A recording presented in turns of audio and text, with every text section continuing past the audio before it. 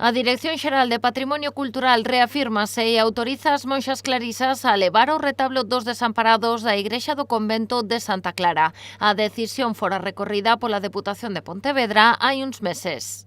Cando houve cambio de goberno da Diputación, pois empezaron as liadas. Non sei se por descoñecemento ou por mala fe, pero creo que non é exagerado dicir que o señor Domínguez pois portouse como un absoluto liante, o sea, liada tras liada. A decisión foi comunicada onte ao Concello Pontevedrés. Segundo Mosquera, non lle escolleu por sorpresa e que Patrimonio baseouse no mesmo criterio que empregou no caso doutras pezas que as monxas xa levaran despois da compra. É un obxecto de culto, sí. Aí vai haber culto. Non. Eu quero utilizar, non, as clarisas para seguir, son propietaria e quero seguir usando para o culto. Sí, pois leve-o.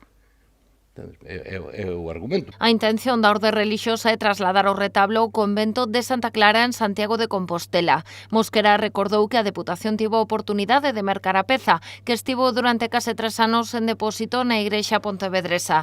Estaba taxada en 74.000 euros.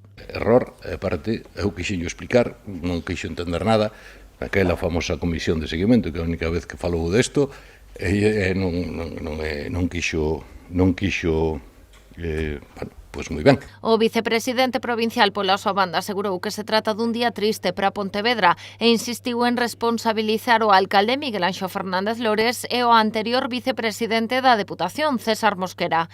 Rafa Domínguez afirmou que se trata do maior espolio cultural, histórico e artístico dos séculos XX e XXI sufrido pola cidade.